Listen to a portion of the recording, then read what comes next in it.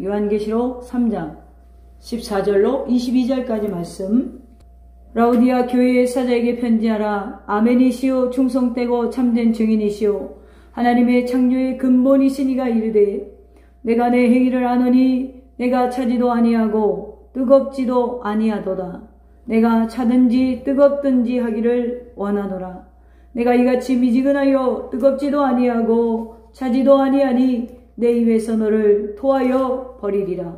내가 말하기를 나는 부자라 부요하여 부족한 것이 없다 하나 내 곤고한 것과 가련한 것과 가난한 것과 눈먼 것과 벌거벗은 것을 알지 못하는도다. 내가 너를 권하노니 내게서 불로 연단한 금을 사서 부요하게 하고 흰옷을 사서 입어 벌거벗은 수치를 보이지 않게 하고 안약을 사서 눈에 발라 보게 하라. 물은 내가 사랑하는 자를 책망하여 징계하노니 그러므로 내가 열심을 내라 회개하라. 볼지어다 내가 문 밖에 서서 두드리노니 누구든지 내 음성을 듣고 문을 열면 내가 그에게로 들어가 그와 더불어 먹고 그는 나와 더불어 먹으리라. 이기는 그에게는 내가 내 보좌 앞에 함께 앉게 하여 주기를 내가 이기고 아버지 보좌 함께 앉은 것과 같이 하리라. 귀 있는 자는 성령이 교회들에게 하시는 말씀을 들을지어다. 아멘. 할렐루야. 오늘 하나님 말씀의 제목은 나의 신앙은 안전한가 라는 제목으로 저와 여러분이 은혜를 나누겠습니다. 요즘 교회에서 찬양도 하지 말라고 하죠. 그래서 제가 찬양하는 동안에는 마스크를 쓰고 하고 있어요. 오늘 나의 신앙은 안전한가? 오늘도 주님께서 여러분 가운데 찾아오셔서 그 누가 문을 두드려 그 누가 문을 두드려 주님께서 지금 여러분의 마음을 두드리는 줄로 믿으시기를 바랍니다. 이 시간 우리 주님께서 여러분의 마음을 두드리고 계십니다. 우리가 작년 6월 6일 더샘교회 설립 샘소는 영성원 이전 예배를 드린 날이에요. 벌써 1년이 됐습니다. 시간이 참 빠르지요. 좀 지인들을 초대해서 이렇게 잔치도 하고 그러고 싶었는데 코로나로 특별한 행사는 생략했습니다. 참 지난 1년간 넘어지고 쓰러져도 함께 이 더샘의 공동체에 여러분 기둥이 되어 주셔서 참 감사합니다. 물론 하늘에서 상급을 갚아주시겠지만 저 개인적으로 이곳에 와서 만난 성도님들도 계시고 또 오랫동안 함께한 성도님도 계십니다. 모두에게 감사의 마음을 전하고 싶습니다. 또 이 감사한 마음을 받은 우리 지체들도 하나님께 이 감사하는 마음으로 세상에 나아가서 다른 사람들에게 감사의 삶을 나눌 수 있는 그런 은혜가 되기를 소망합니다.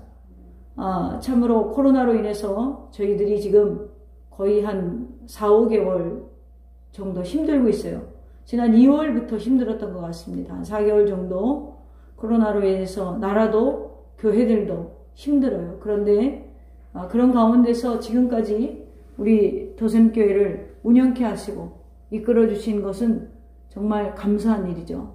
우리가 그 감사를 세상에 나아가서 가족과 또 우리 지인들에게 감사의 삶의 본을 보일 수 있는 그런 은혜가 우리 더샘의 지체들에게 있기를 소망합니다. 3주년쯤 되면은 지인들을 초청해서 교회 앞마당에서 감사 예배를 드렸으면 좋겠습니다. 그래서 오늘은 우리가 그간 신앙생활한 거에 대해서 좀 점검해 보려고 합니다. 또 이제 2020년도 이제 6월을 접어들었어요. 우리의 신앙을 점검하고 결단했던 시간들을 돌이켜 여러분 우리가 참 여러분 성모용신 예배 드렸던 그 기도의 제목들 기억하십니까? 참 그 마음을 우리가 놓으면 안 되는데 지금 그 마음을 이 코로나 속에서 잊어버린 것 같아요. 그래서 다잡는 시간이 되기를 소망합니다. 저는 바쁘게 움직일 때면 항상 하나님과 나에 대한 이 관계성에 대해서 생각해 봅니다. 여러분 기독교의 가장 중요한 정신 가운데 하나는 하나님과 나와의 관계를 회복하는 거예요. 그리고 또 나와 이웃과의 관계를 회복하는 거예요. 이것이 기독교의 중요한 정신 가운데 하나죠. 그런데 우리가 바쁘게 움직이다 보면 또 이 예배를 많이 드리지 못하는 환경 속에 살아가다 보면 이 마음이 여러 갈래로 갈라져요. 이 갈라진다는 건, 마음이 갈라졌다는 것은 굉장히 우리가 세상을 살아가면서 주님을 잡기가 힘들어진다는 거예요. 이 염려와 근심이라는 걸 원어적인 뜻 중에 하나가 뭐냐면 마음이 갈라졌다라는 것이거든요. 그러니까 우리가 주님을 생각하고 주님과 나와의 관계를 먼저 생각해야 되는데 다른 것들로 우리 신경이 빼앗겼다는 뜻이죠. 그 빼앗긴 것들이 우리에게 염려와 근심을 가져다 준다는 거예요. 그러니까 오늘 우리의 다시 한번 기독교의 정신으로 돌아가서 우리가 하나님과 나와의 관계에 있어서 지금 우리가 정확한 또 우리가 정말 괜찮은 관계를 하나님과 유지하고 있는지 그런 생각을 오늘 깨닫기를 간절히 소망합니다. 여러분, 우리가 마음도 마음이지만 몸이 피곤하고 아프면 또 이게 기도가 잘 안 되고 예배가 잘 안 되고 힘들어요. 그래서 제가 항상 하는 짓이지만 우리가 예배자가 뭔가 생각해 보면 그 예배의 중심 때문에 다른 것들을 포기하고 살아가는 거예요. 내가 예배를 드리기 위해서 다른 것들을 포기하죠. 오늘 예배를 드리기 위해서 예를 들어 어떤 분들은 가족과의 소풍을 포기할 수 있죠. 또 맛있는 결혼식장, 결혼식이 있어서 오늘 참 거기 좋은 뷔페인데 거기 가야 되는데, 근데 이 예배를 드리기 위해서 우리가 그런 것들을 포기하죠. 그러면 이 예배를 드리기 위해서 포기도 하지만 준비하는 자들도 있어요. 예배를 드리기 위해서 어제부터 오늘 입고 갈 옷을 다려놓는다든가, 예배를 드리기 위해서 오늘 드릴 예물을 또 미리 신권으로 바꿔서 하나님 앞에 준비한다든가, 이런 것들이 뭐냐면 그 예배에 내 마음이 쏟아졌다는 거예요. 그래서 여러분, 진정한 예배자는 삶 속에서 모든 삶을 하나님께 예배하는 것, 하나님께 내 삶을 향기롭게 올려드리는 것에 포커스를 가지고 살아간다는 것이죠. 오늘 여러분은 이 예배를 위해서 무엇을 준비하셨습니까? 우리가 이 예배를 위해서 무엇을 준비했냐는 것이죠. 이렇게 살아가다 보면 대부분의 성도들이 어디로 와서 어디로 가는지를 모르고 살아가요. 내가 지금 하나님 나라로부터 이 땅에 파송받아서 하나님의 의의를 실현시키는 하나님의 도구로서 살아가다가 이 땅에 주신 것들을 파수꾼 같은 개념으로 가지고 있다가 다시 우리가 본향으로 돌아간다는 그 정신을 잃어버리고 살아요. 이만하면 괜찮다. 이만하면 안전하다. 이만하면 괜찮다. 이것은 오늘 우리를 어디로 와서 어디로 향하게 하는지 모르게 한다는 것입니다. 오늘 우리가 이 상태가 되면 참으로 하나님께 갈증이 나야 되는데, 영적인 바로 갈증이 나야 하는데, 요즘 코로나로 줄어든 예배와 교제로 인해서 우리가 익숙해져 버렸어요. 지금 우리는 엄청난 영적 갈증 상태의 환경에 왔음에도 불구하고 갈증을 느끼지 못하고 있어요. 이제 이 시간에 우리의 영혼이 반응하고 깨어나기를 주님의 이름으로 축원합니다. 자신의 영적 갈증을, 즉 이 부분을 놓치고 우리가 오랜 생활 신앙생활을 하면 굉장히 무뎌져요. 이 정신질환자들을 오래 케어를 해보고 사역을 해보니까 그 부모님들이 대부분 보면 그냥 자식이 죽었으면 해요. 슬프죠? 100이면 100. 그 아이를 살려보려고 하는 부모를 제가 못 만났어요. 왜 그런지 아세요? 왜 그런지 아세요? 왜 그러냐면 익숙됐기 때문에. 그냥 처음에는 아이가 있잖아요. 이게 정신적으로 미쳐버리면 부모님들이 난리가 나요. 왜 그러냐? 내 사랑하는 아들, 내 사랑하는 딸, 고쳐야 된다는 그 열정이 있어요. 근데 그 1년이 가고 2년이 가고 3년이 가면 그 영적인 마귀가요, 내 자식만 잡는 것 뿐이 아니라 온 집안을 흐트러 놓고 잡게 돼 있어요. 그러다 보면 이게 그냥 익숙한 거예요. 익숙하게 되면 어떻게 되냐면 여러분, 싸울 생각을 안 해요. 물리칠 생각을 안 해요. 거기에서 하나님과 다른 성품들이 계속해서 발달하죠. 이기심, 사랑하지 않는 감정, 이런 것 때문에 자녀가 그냥 없어졌으면 좋겠다. 그러니까 제가 한참 정신질환자들 사역할 때는 그냥 목사한테 그냥 맡기고 자기는 자유롭고 싶은 부모들을 굉장히 많이 만났어요. 근데 그런 치료도요, 영적인 연합이 안 되면 절대 치료가 안 돼요. 그럼 100% 제가 장담을 합니다. 하나님이 원하시는 건 하나님과 우리와의 깨진 관계를 회복하는 것이고요. 가족 간에 깨져진 감정을 회복하는 것이고요. 이웃과 깨져진 감정을 회복하는 거예요. 제가 얼마 전까지 굉장히 마음속 한켠으로 용서하지 못한 제가 친구가 있었다고 그랬죠. 저를 제가 기억하는 것만으로도 8, 9번 저를 배신했어요. 그런데도 저는 아직도 그 친구에 대한 그 감정이 남아있는 거예요. 그러니까 미워하는 것도 사실은 좋아하는 감정이 있기 때문에 그런 거예요. 제가 그 친구를 굉장히 사랑했어요. 그런데 몇 주 전인가요? 그러니까 제가 그 친구가 싫었던 건 감정적으로 엮여서 제가 또 상처받을 걸 너무 잘하는 거예요. 또 뒤통수를 맞고 또 배신을 당하고 이게 똑같이 계속해서 반복이 왔기 때문에 제가 이제 그 부분에 있어서 지친 거죠. 그래서 제가 그분도 사역자예요. 그래서 제가 이거를 아예 안 보면 내가 이런 상처를 안 받겠지, 이런 생각이 있었어요. 그러니까 뭐가 있냐면 나랑 그 친구랑 하나님과 내가 항상 교통하려고 하지만 항상 마음 한켠에 내가 관계를 회복하지 못한 사람이 있었잖아요. 이게 지금 내 삶에 굉장히 아픔이 됐고 이게 내 삶의 영적인 병이 됐단 말이에요.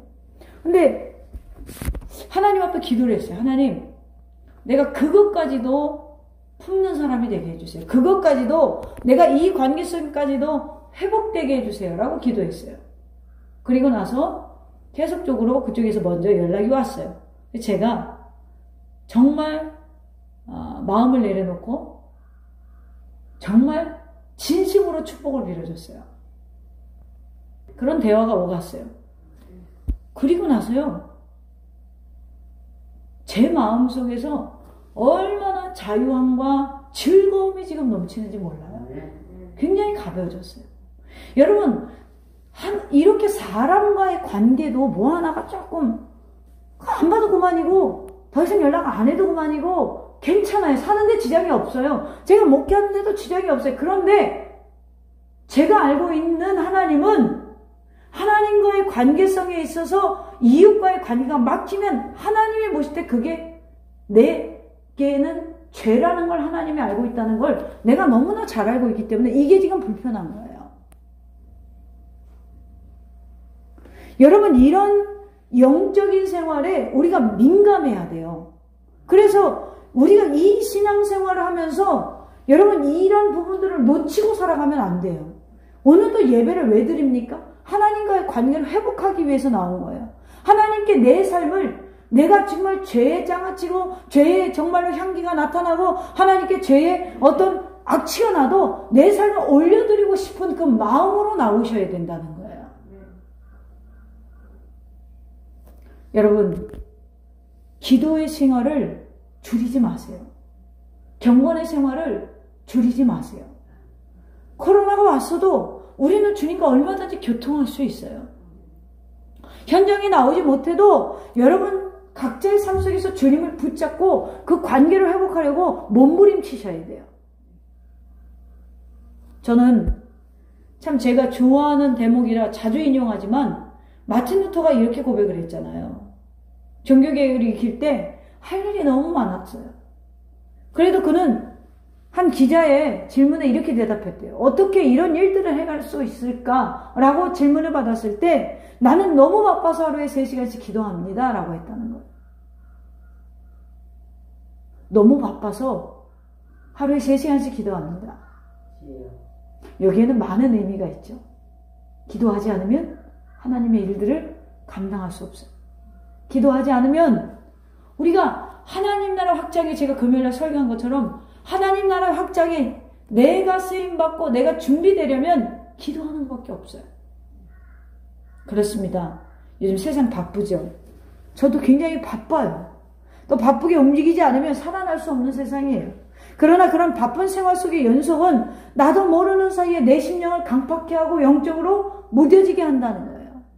그냥 오늘 앉아서 예배드리고 오늘 나와서 기도하고 하나님께 그냥 주일날 한 주간도 요즘에 코로나 속에서 하나님 지켜주셔서 감사해요. 감사한 틱 드리고 한 달에 한 번씩 내가 11조 드리고 11조 틱 드리고 이런 것들이 하나님과의 관계에 있어서 중요한 것이 아니라 오늘 내가 어떤 부분에 있어서 누군가에 막혀진 것이 있다. 또 어떤 부분에 있어서 하나님과 꺼름칙한 것이 있다. 이걸 오늘 회개하시고 그 문제를 해결하고 돌아가셔야 된다는 거예요.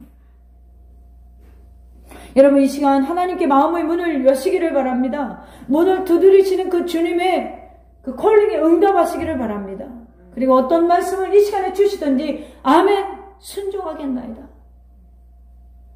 주님을 만나기 위해서는 바로 주님을 진심으로 마음에 영접하는 거예요. 바쁘다는 핑계로 자꾸 주님을 놓치면 안 돼요. 주님을 잊어버리면 안 됩니다. 주님은 주님을 마음에 모신 자를 기뻐하시고 사랑하시는 분이에요. 그런데 우리는 어쩜 지금까지 주님을 이해하지 못하고 그대로 문 밖에 지금도 세워두고 있는지 몰라요.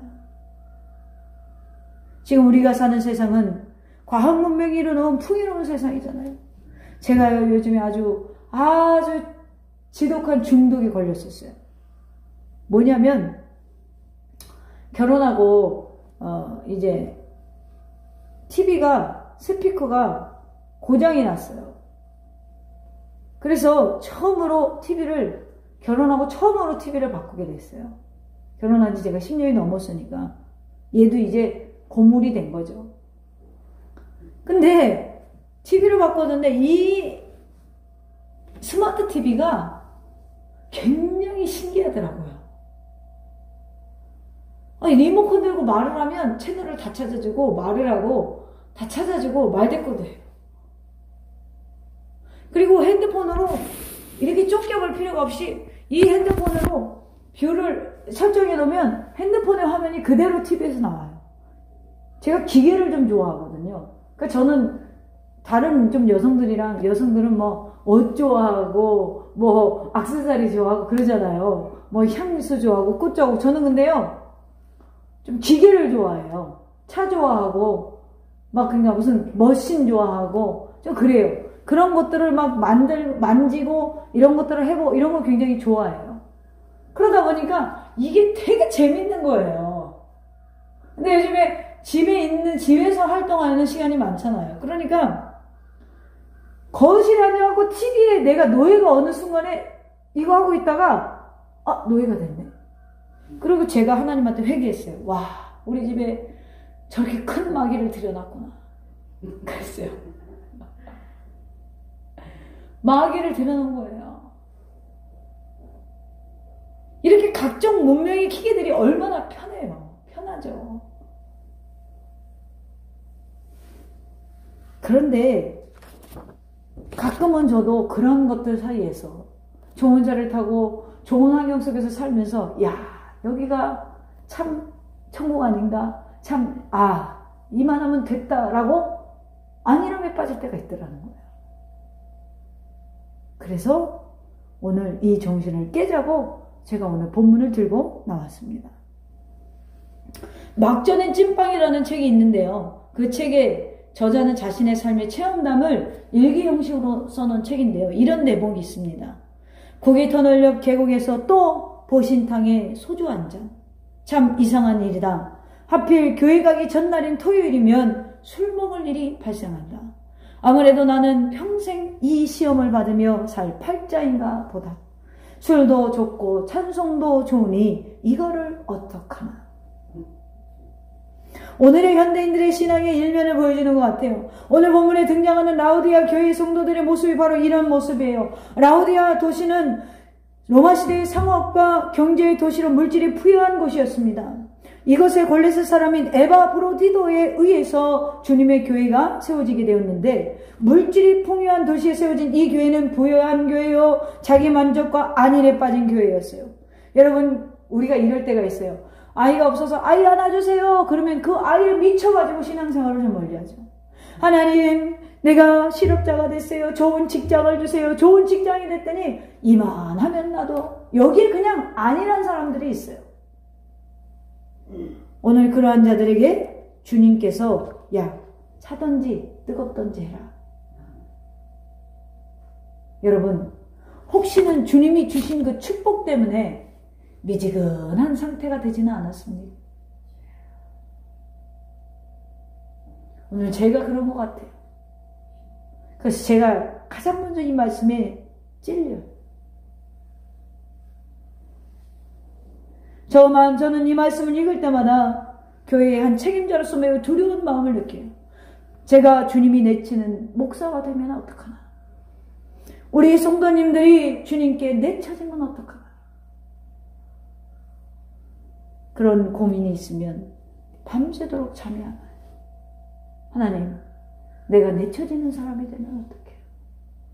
내가 가르치는 우리 성도들, 양육하는 성도들이 하나님께 내쳐지는 성도가 되면 어떡해요? 여러분, 주님이 토하여 내버리시면 다 지금 신앙생활하는 것이 숲으로 돌아가는 것입니다. 주님께서 끊어버리는 성도는 더 이상 소망이 없는 것입니다.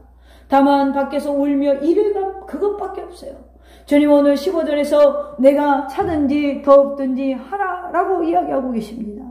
차든지 뜨겁든지 하라라는 것은 무슨 말입니까? 차든지 뜨겁든지 하기를 하도 옛날 성경을 많이 봐서 덥든지, 지금은 더 표현이 강하죠. 뜨겁든지 하라. 예전 성경에는 차든지 덥든지 하다 이렇게 돼 있어요. 근데 지금 우리가 보는 성경은 더 어떻게 보면은 경각심을 주는 것 같아요. 차든지 뜨겁든지 하라. 이 말씀을 이해하기 위해서는 당시의 지리적 배경을 알아야 되는데, 당시 라오디가의 북쪽에는요 히에라폴리스라는 시가 있는데 거기에는 섭씨 90도가 되는 아주 뜨거운 온천수가 있었어요. 우리나라에 온양온천, 대전에 유성온천 있잖아요. 그런 것처럼 온천수가 이 히에라폴리스라는 시에 있었어요. 이 뜨거운 90도나 되는 뜨거운 온천수가 아래로 흘러내렸다는 거예요. 근데 아래로 흘러내리는데 그 뜨거운 물이 오늘날처럼 수도관을 통하여서 나오면 탁 틀면 뜨거움이 유지가 되는데 개울을 따라 내려왔어요. 그러니까 여러분, 뜨거운 물을 위에서부터 부었는데 개울을 따라 내려오면서 어떡하겠어요? 식어지겠죠. 그러다 보니까 뜨겁던 물이 식어서 차지도 않고 덥지도 않고 미지근하게 된 거예요. 그래서 이 라오디게아 지역을 이 미지근한 물이 통과하게 됩니다. 그런데 이 온천이 굉장히 유명한 온천이었는데 목욕을 한번 하면 피부병이나 신경통이나 이게 다 낫대요, 이 온천이. 그런데 문제는 라오디아 지역을 통과하는 물은 미지근하게 식어서 목욕할 수 없는 상태라는 거예요.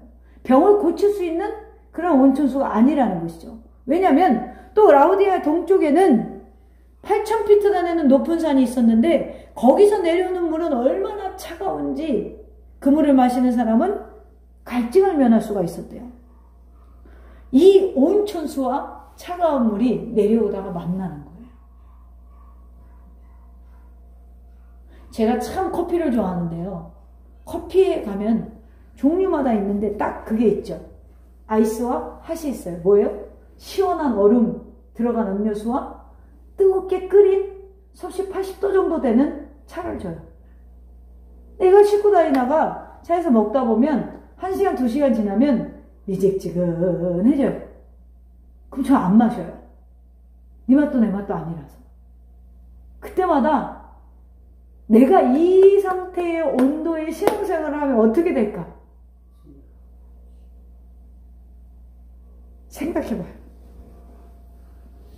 이런 상황에서 이런 지리적 배경을 통하여서 예수님이 지금 비유로 말씀하시는 거예요. 비유로 라오디아 교회를 향하여 이야기합니다. 신앙이 미지근하니까 너의 신앙이 미지근하니까 차든지 뜨겁든지 하기를 원한다. 이런 것을 생각하면서 오늘 본문의 말씀을 보아야 된다는 것이죠. 그러면 한마디로 주님이 그렇게 믿으려면 아예 믿지 마. 지금 이러시는 거예요? 아니죠. 주님은 우리가 뜨겁기를 원하세요.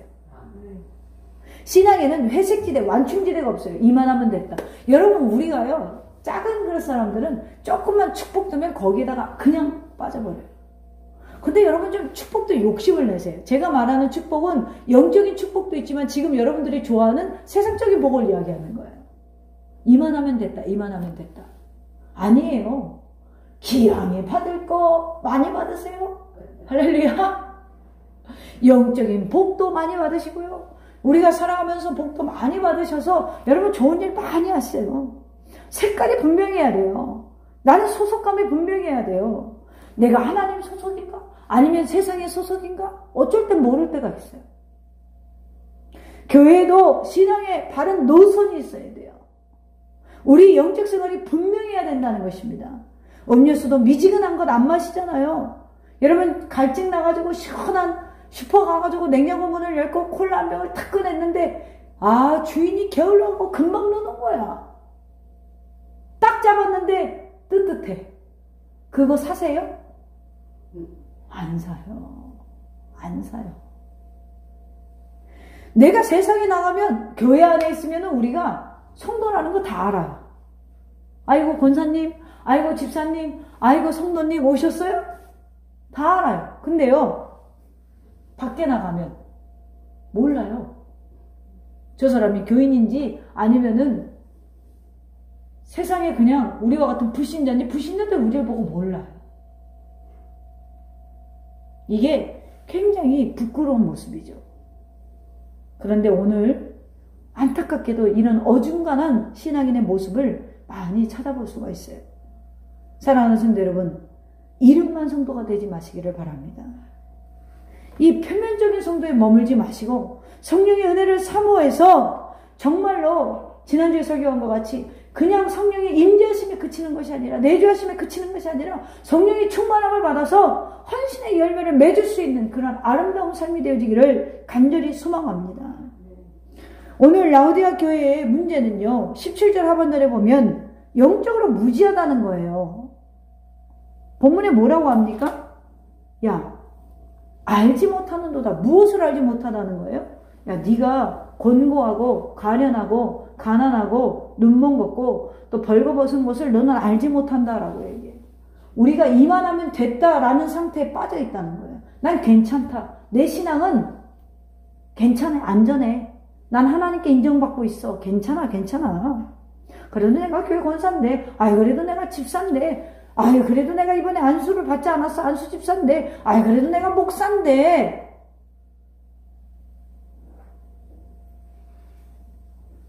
그런데 오늘 주님이 이런 상태에 있는 우리에게 영적 상태를 정확히 들여다보고 뭐라고 하냐면 오늘 처음 시작을 이렇게 말씀하십니다. 15절에 내가 내 행위를 아노니. 예수님은 이 교회의 모든 것 다 아셨어요. 라오디아 교회 교인들의 상태를 다 아셨다는 거예요. 목회자의 상태를 다 아셨다는 거예요. 오늘 이와 마찬가지도 내가 내 행위를 아노니 우리의 상태를 알고 계시다는 거예요. 그러나 여러분 염려하지 마세요. 주님께서 기회를 주셨어요. 어떤 기회를 주셨어요?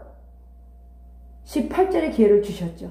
이 18절의 내용을 지키면 21절의 축복을 주신다고 약속하셨어요. 그러니까 오늘 말씀은 책망이 아니라 소망을 주는 거예요. 나 이만하면 괜찮아. 여기에서 머물러 있다면 이제는 주님의 명령을 지키고 21절의 축복이 들어가는 저와 여러분 되기를 소망합니다. 그러면 어떤 축복을 주신다고 그랬어요? 21절에 이기는 그에게는 내가 보좌에 함께 앉게 하여 주기를 내가 이기고 아버지 보좌에 함께 앉은 것과 같이 하리라. 아멘. 천국의 그 은혜를 우리에게 하나님의 그 영광의 자리에 우리를 이끌어 주신다는 거예요. 오늘 이 시간 우리는 이 본문을 통해서 우리가 무엇을 지켜야 하는가? 세 가지를 말씀하셨어요. 주님이. 첫째는 첫째로 불로 연단한 금을 사서 부욕케 하라. 18절에 내가 너를 권하노니 내게서 불로 연단한 금을 사서 부유하게 하라. 아멘. 어떤 걸 사라고요? 근데 이게 신기한 게 계속 지금 주님이 불로 연단한 금을 사라, 흰옷을 사라, 안약을 사라. 이 산다는 건 뭐예요? 뭔가를 지불하는 거잖아요. 여러분 지금 다 그 마스크 쓰고 계신데 그 마스크를 그냥 가게에서 이렇게 들고 오셨나요? 아니죠. 뭔가 지불하고 사신 거잖아요. 그러면 여기에서는 어떤 돈의 문제가 아니라 우리의 어떤 열심이 있어야 된다는 거예요. 어떤 열심이 있어야 돼요? 불로 연단한 금은 언제나 변함없는 든든한 믿음을 상징하는데 대부분 세상 사람들은 돈 많이 벌고 물질 부유한 자 되기를 원하죠. 그러나 주님이 원하시는 사람은 믿음이 부유한 자를 원하세요. 주님은 돈이 많은 성도를 원하시는 게 아니라 믿음이 부유한 자를 원하십니다. 그래서 백부장의 믿음을 보시고 이만한 믿음을 이스라엘에서 보지 못하였노라 라고 백부장의 믿음을 칭찬하신 분이에요. 라오디게아 성도들은 자신들의 물질의 부여에 대해서 스스로 만족하고 이만하면 부족함이 없다라고 생각을 했어요. 오늘 이런 성도님들 있어요? 그럴 수 있어요. 아, 내가 기도 열심히 했는데 주님이 조금 좋은 환경으로 이사하게 했다든가, 또 내가 조금 열심히 기도했더니 40일 작경기도 한번 했더니 하나님께서 우리 가정을 좋은 사업이나 직장으로 인도하셨다든가, 그때에 우리 마음이 어떠냐면 이만하면 괜찮다. 빠져요. 부족함이 없다. 아이들 건강하고 우리 남편 건강하고 우리 부모님 아픈 데 없고 이만하면 괜찮다. 근데 주님이 야, 부족한 것이 없다 하나 내 곤고한 것과 가련한 것과 가난한 것과 눈먼 것과 벌거벗은 것을 너는 알지 못한다. 주님이 보실 때는 우리가 이만하면 괜찮을 데가 없어요. 그래서 여러분, 우리가 이 생각은 하시면 안 돼요. 내가 이 정도면 괜찮은 성도지. 내가 이 정도면 괜찮은 목사지. 이 정도면 괜찮은 목사지.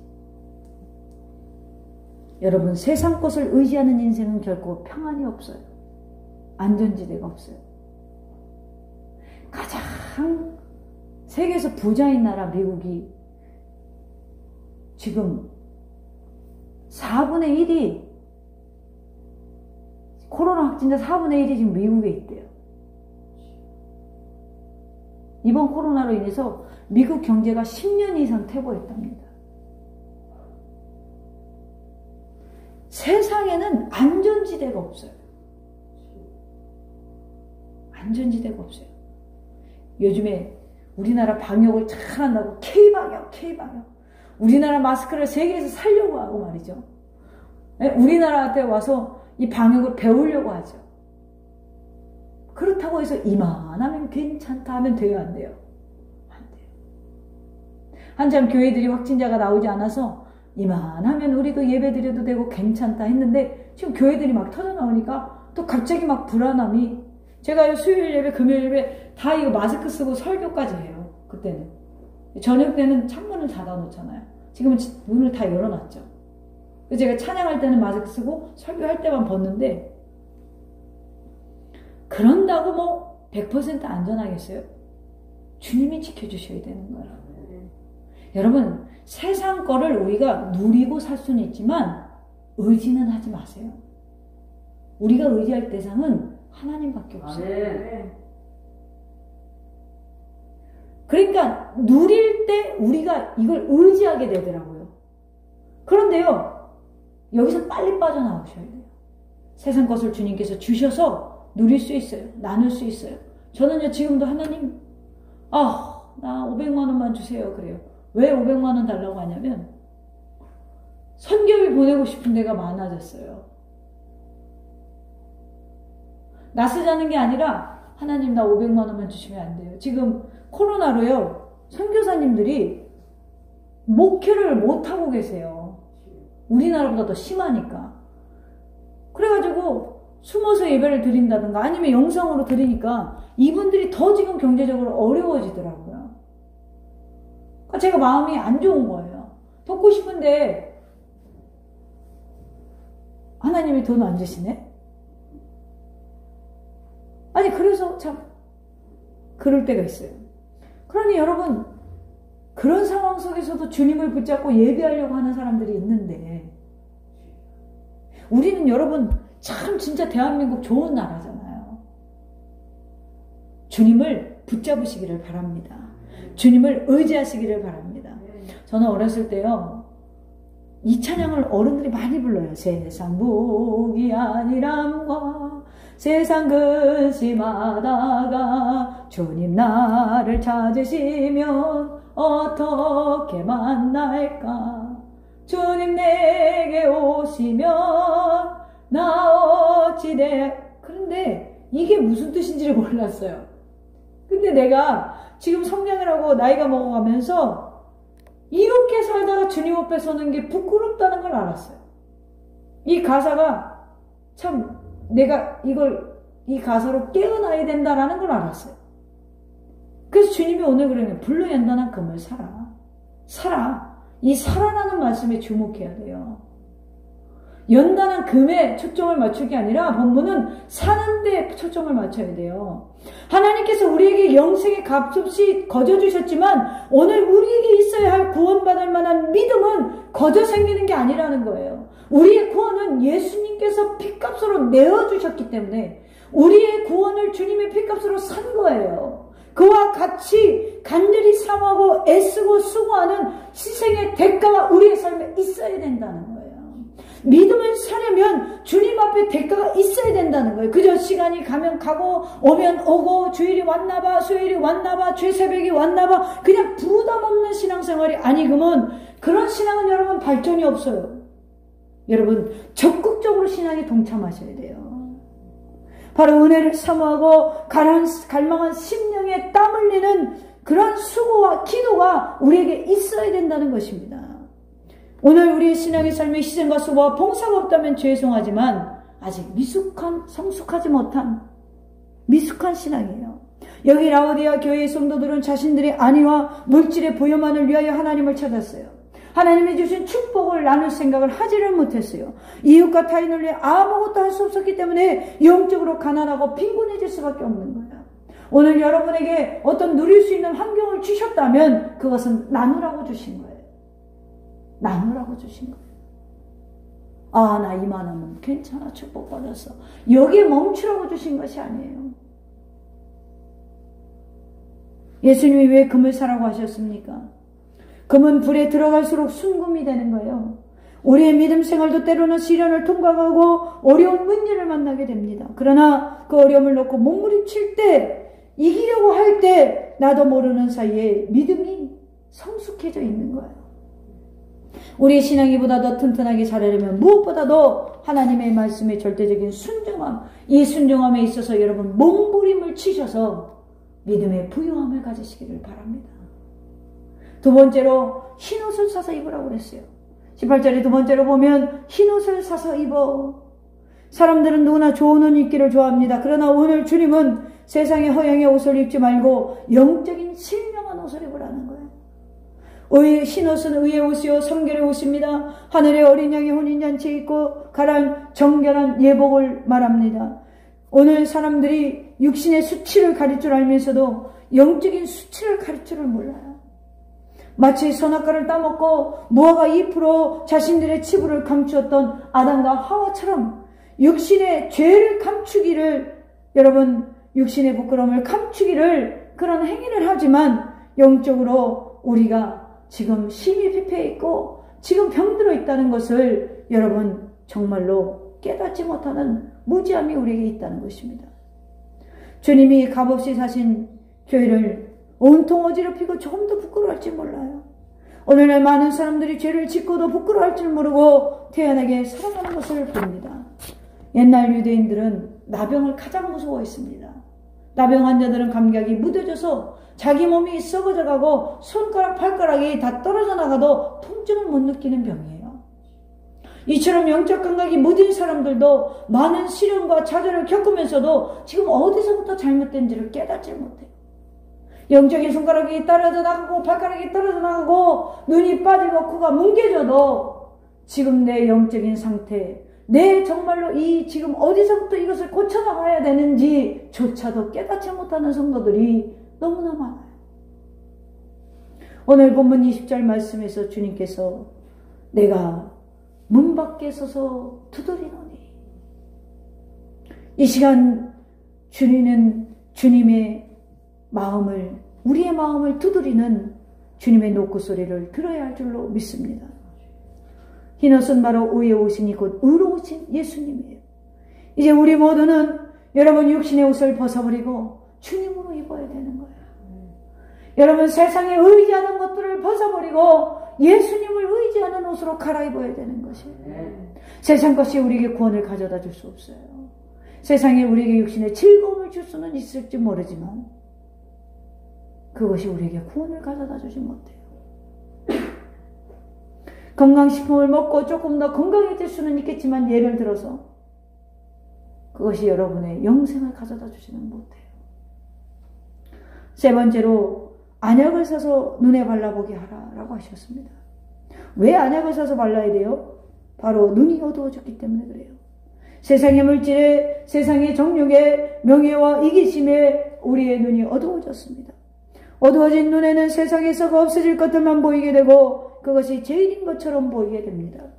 그러나 우리의 눈이 밝아지면 세상의 모든 것들이 다 무가치하게 보여지게 돼요. 무가치하게 보여지게 돼요. 저는 참 좋아하는 찬양이 있습니다. 잃어버린 것들에 애달파하지 않으며 살아있는 것들에 연연하지 않으며. 오늘 영생의 눈을 뜨시고요.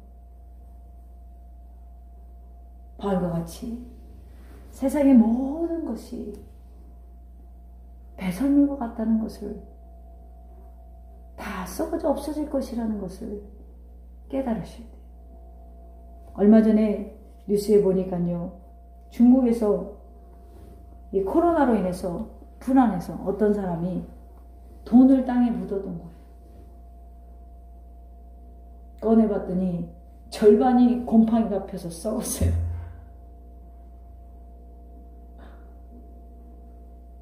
여러분, 우리가 사랑하는 세상의 것들은 언젠가 다 없어집니다. 그러나 영적인 삶을 추구하는 건 없어지지 않아요. 천국에 가서 다 상급으로 받게 돼 있어요. 여러분, 썩어질 것에 연연하지 마시고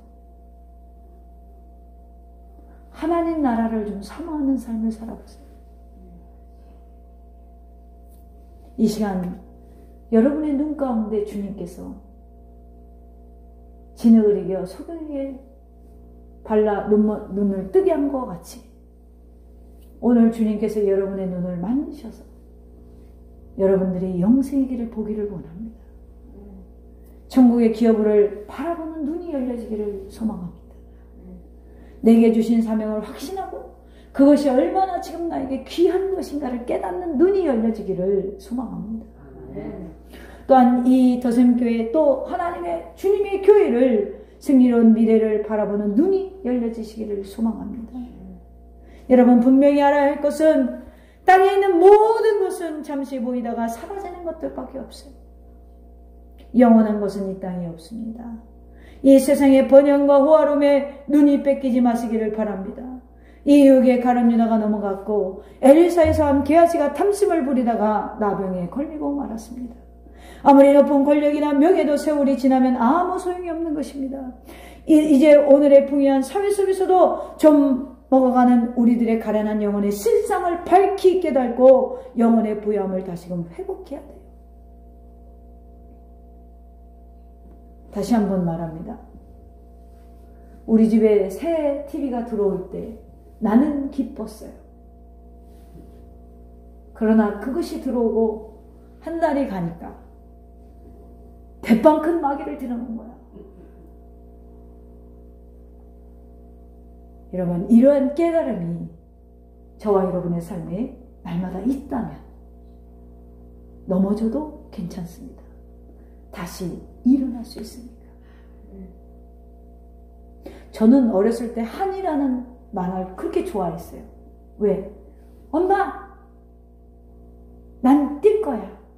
이길 거야. 그런단 말이에요. 한이가 상황이 굉장히 열악한 상황이었는데 그 라이벌인 이름을 제가 지금 기억이 안 나지만 굉장히 좋은 환경에서 둘이 마라톤을 뛴단 말이에요. 근데 엄마를 위해서 한이가 달렸을 때 이겨요. 여러분, 이 땅에서 하나님을 위하여 달린다면 어떤 상황도 어떤 유혹도 우리가 이길 수 있어요.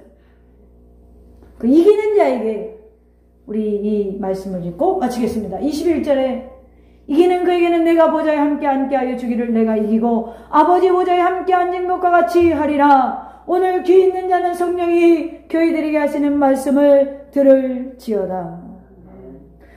오늘 두드리는 그 예수님을 우리가 영접하여서 그 예수님을 나의 삶의 구주로 모시고 나의 삶의 최상의 인생을 이끄시는 그 주님으로 인정하시고 그 주님을 의지하여 이제 열심을 내어서 뜨거운 성도들이 되기를 주님의 이름으로 축원합니다.